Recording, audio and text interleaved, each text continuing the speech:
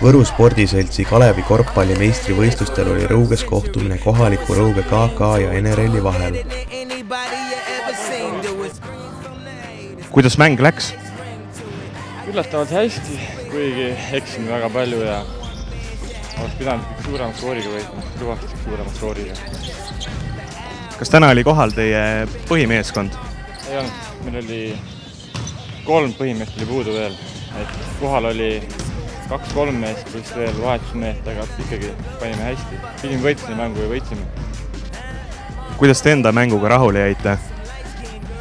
Mitte üldse. Pane korvile kuidagi mingi rist pääl üldse läinud sisse.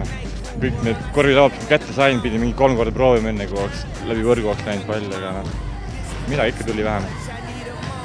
Aga lõppkokkuvõtteks võib ikka rahule jääda, sest võit tuli koju?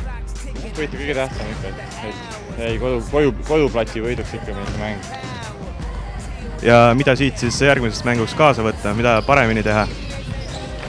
Rohkem sisse viskama ja peab kaitsemängu kindlasti kõvemini tegema, mis meil täna jäi väga puudus.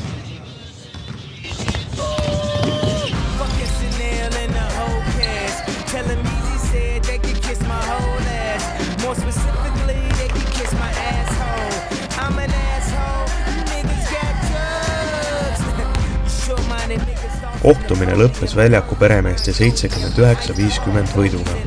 Rõuge resultatiivseim mängija oli Lauri Pilv, teenises 26 punkti.